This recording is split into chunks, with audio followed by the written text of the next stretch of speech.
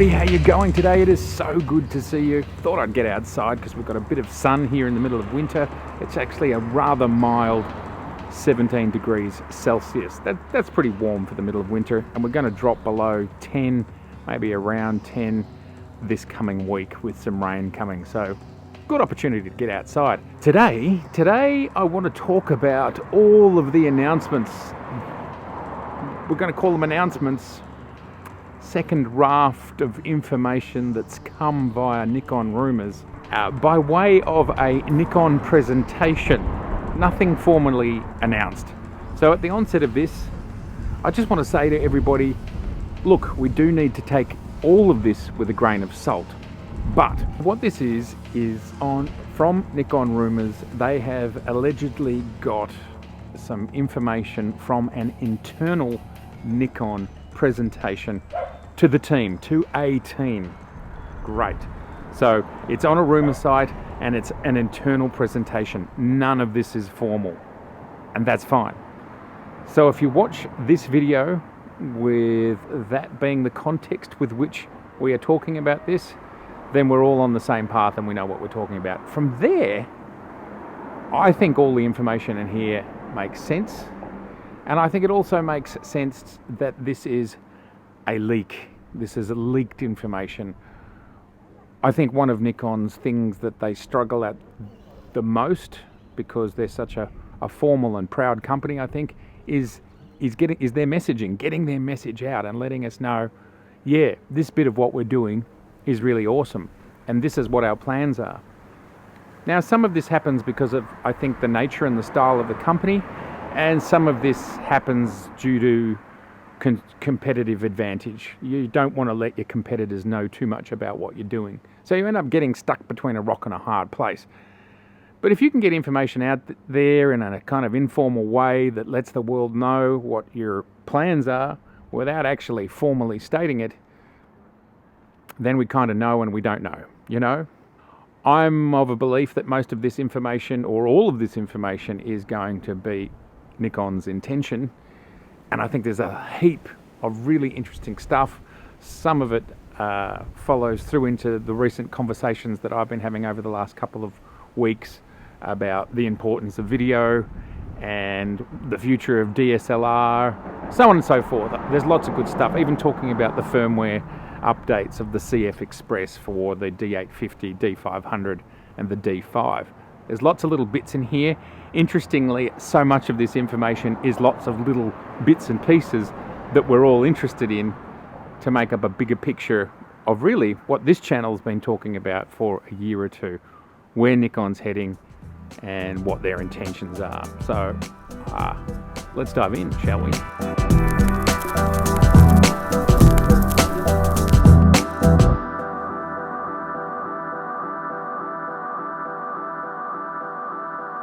The first thing I want to touch on is that CFX Express update. It is still very much Nikon's plan to get that firmware update out there for the D850, the D5, the D500 to make them CFX Express capable. Now, it was back in, I believe, February of this year that they said that update would be coming. They never said when. So I think it's safe for all of us to assume that for Nikon this is not a high priority. Here comes a fire engine or a police car or an ambulance. There it goes. Maybe it's an emergency COVID. It's a weird world we're living in, hey? Anyway, I think it's safe to assume that this bit of firmware update for the D850, the D5 and the D500 is not an essential update. Please, everybody, be patient and understand that your cameras are working, they're working great. Of course, I understand that you want your cards might be getting old and you want to update and all that sort of stuff. Well, if you are in the context of the opening of this video to believe what's being said here, Nikon still plan on doing it. So maybe you can start buying cards. Personally, I wouldn't, because they're only getting cheaper. Every day they're getting cheaper, and every day more and more manufacturers are doing it. We're up to 15 now. So that's exciting news for those people that own previous DSLR XQD cameras. Fantastic. Nikon still planning for that to come out. Next, the roadmap. Well, this internal presentation on Aruma's side is stating that there will be 24 lenses by the end of next year. Now that's great. I'll make a video very soon about those 24 lenses and what our expectations are. The S lenses, well, we all know that they are considered the superior line and they're equivalent to the lenses with the gold ring around in the F mount. So that's great. I already knew that. Maybe you didn't know that, but that is what S means for the Z mount. So lenses that we will perhaps see are going to be the 100 to 400, the 200 to 600, and the 105 macro will be announced in 2021. I think a lot of people would be excited to hear about that, and of course coupled with the teleconverters, that's really exciting. You've got some massive reach there, and what will be some affordable glass, I think.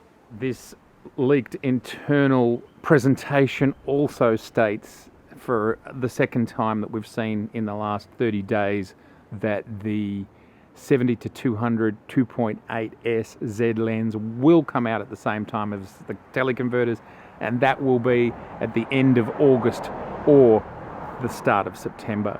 My biggest concern is there's a great deal of pent-up demand, and even so it'll start to ship, we could be waiting a long time to see our own copies. We've just got to make good friends with our local camera supplier and somehow get ourselves to the top of the list if that's possible.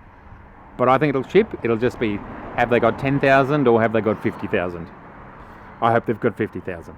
And of course, to reiterate, the teleconverters will only work with the 70 to 200, and it'll work with the 100 to 400 and the 200 to 600, and that's what it's designed for. It's to make long reach lenses reach even further, and you've got to have the internal space for the teleconverter, which protrudes a little bit, to go in there.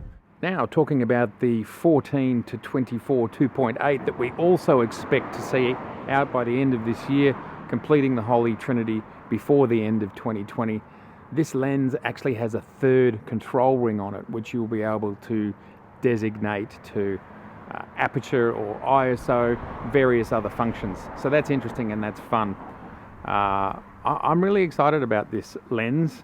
I own the current 14-24 f mount, which has that very bulbous front. Even so, the lens is physically the same sort of size. They've managed to get rid of that curve on the front, which is allowing us to put filters on it, which is fantastic. Different to the 12 to 24 that Sony has just created, which does have that bulb on the front. Having had a lens since 2008 that does that, I'm very happy now that it won't have it moving forwards. It doesn't. It's very difficult to protect that lens whilst you're actually shooting, and of course putting filters on it is difficult. So that's a good, exciting lens, and I believe the Z mount is affording a new optical design, which is making it a more robust, a more useful lens for people who just got to get the job done. Which, a very short side note, this is what Nikon's all about. It's not about being too fancy, it's about creating gear that just gets the job done, whether that's ergonomics, build quality, etc., etc. And I think that's what I've loved about my Nikon gear, is it doesn't let me down. 23, almost 24 years of usage, just doesn't let you down. So another interesting tidbit, which I'm still thinking about, and I think it plays back to a video I made, you can watch up here, a long time ago, about how the Z mount, because of the design of the mount, it allows for more light. But nobody really knows, I've read a lot of comments, nobody really knows what more light means. But the Z mount allows for more light. It allows for 90% light, whereas the F mount only allows for 65% of light that's coming in to reach the sensor. And I can see just due to its, probably due to the change in flange size and so on, you can collect more light just on average. And then what that allows for is, if an F lens is a 1.850 and a Z lens is a 1.850, you can optically design them completely differently. Some people have thought about this the wrong way around. They're thinking about, well, why isn't the camera getting more light? because the Z has that extra light capturing capability, instead of capturing more light, it allows them to design the lens a completely different way. So let's not think about the more light as the more light actually in the end hitting the sensor. Let's think about how it means they can change the design of the lens. And we are still yet, I think, understanding what that is. And I'm surprised that nobody who works in the lens industry has come out and talked about it. I've never seen it, so somebody knows what it means. And of course, Canon are in a similar space because their throat size and flange distance are similar. Sony are in a bit of a different space because their throat size is smaller, but the flange distance is closer. Anyway, these different permutations allow for different types of optical design. And to reiterate something I've had to say in the past, because people assume I'm stating the worst and I'm having a go at Sony, Sony still continue to make absolutely outstanding glass with the mount that they have to work with. And I suppose I would only ever say, imagine with this larger, shorter mount, once Nikon get rolling, once they've been in the game as long as Sony has, 7 years, in the mirrorless game, what might they be able to do as they're pushing the outer limits of what their mount can achieve? We just don't know yet. But this is taking nothing from Sony. I'm just talking about the data, which is the size and the depth. Anyway, really interesting that Nikon informally are saying 65% of ambient light, I'm going to call it that, is being collected with an F, whereas 90% of ambient or available light is collected with the Z. And I think that allows for significantly different lens design, which is why these primes, and I'm shooting on the 20mm 1.8 right now, I think it's a gorgeous lens. Distortion is handled well. It's great on so many fronts. I love it. I actually love all of these primes, and they haven't been expensive for the quality that they give. I think we're seeing it. We can see it, and we're seeing it. Another interesting tidbit that DSLR sales today are still higher than mirrorless, which totally feeds into the video I made here, stating there are all these DSLR users still in the permafrost, still yet to come out and buy mirrorless cameras. That data point totally agrees with what I was talking about. Still, as of today, more DSLR units are being sold. Isn't that really interesting? The rumoured Z6S and Z7S may well be the tipping point for many people. And I'm definitely the Z8, which we don't know anything much about at all, really.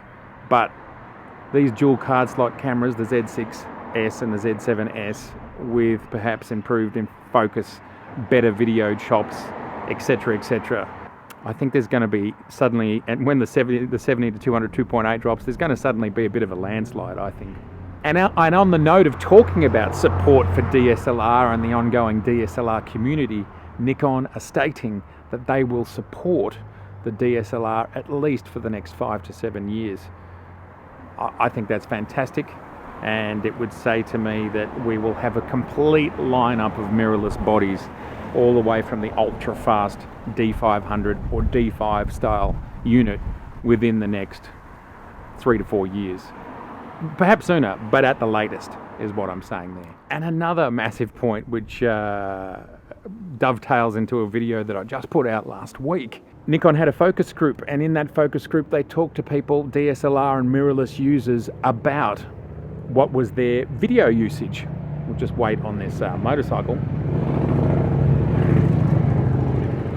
What was their video usage? And what came back was 45% of users were working with video as well as stills. And that totally backs into what I said in my video up here, where I estimated it was somewhere between 30 and 50% of users were using video. Well, 45 is right in that range.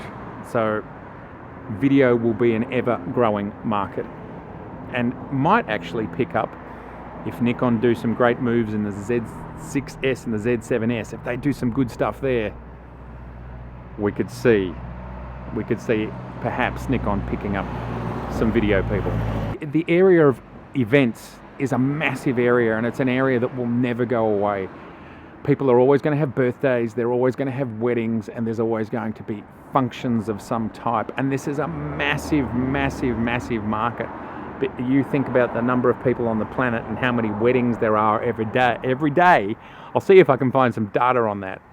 But if you think about how many weddings there are every day, and those people want sometimes a mixture of stills and video, and you might go out as a team where one of you is stills and one of you is video, or two of you are stills and one is video, but you all want to work with the same gear because you're from the same company. That's just one example. Of course, there's tons of examples, but video is a growing market.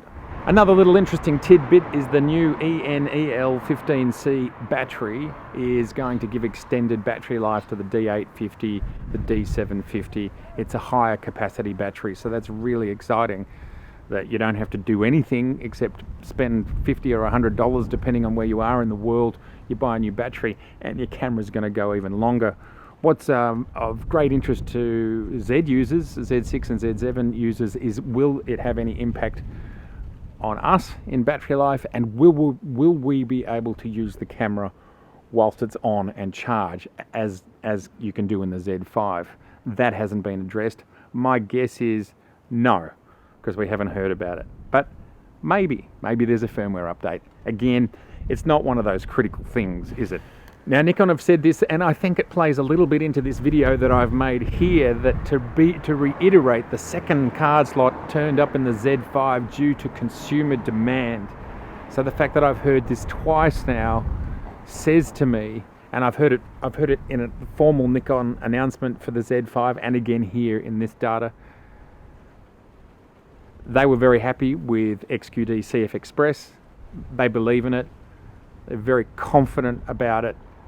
And they only put 2 slots in because that's the perception of the world.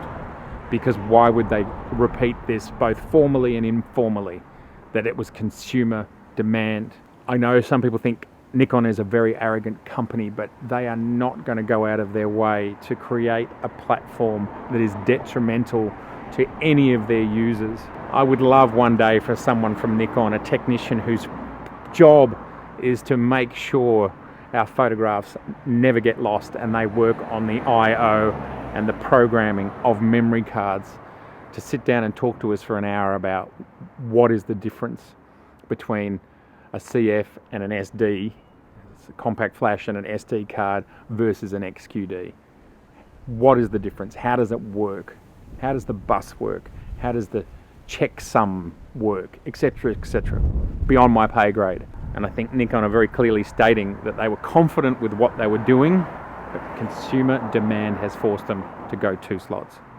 And to wrap this up, it's been a bit of a long one, but to wrap this up, and this again is just a logical statement, but I think it's great to put out there, it's just part of the marketing, and then people like me can talk about it, is that to date all Z cameras are made with the same level of weather sealing.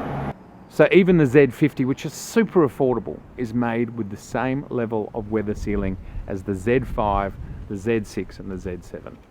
But further to that point, Nikon are stating that the weather sealing on their Z-line cameras is at the same level as their DSLRs. So we've got nothing to worry about, which is what I thought, because I've taken the camera right here, the Z6, which we're shooting on, I've taken that out in the rain, and I haven't even thought or worried about the weather. Well, thank you everybody so much for being here. I would love all of your thoughts on those, I don't know, something like 15 data points that we've just been through. It's very exciting and very interesting.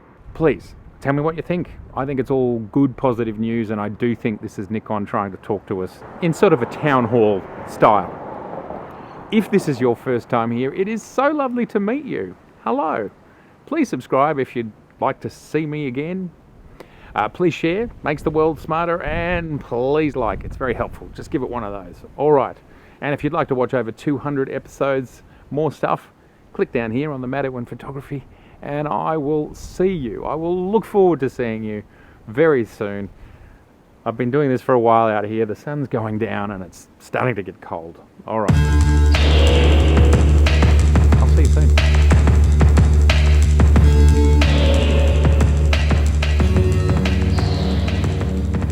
3 o'clock, the sun will set by 5:30.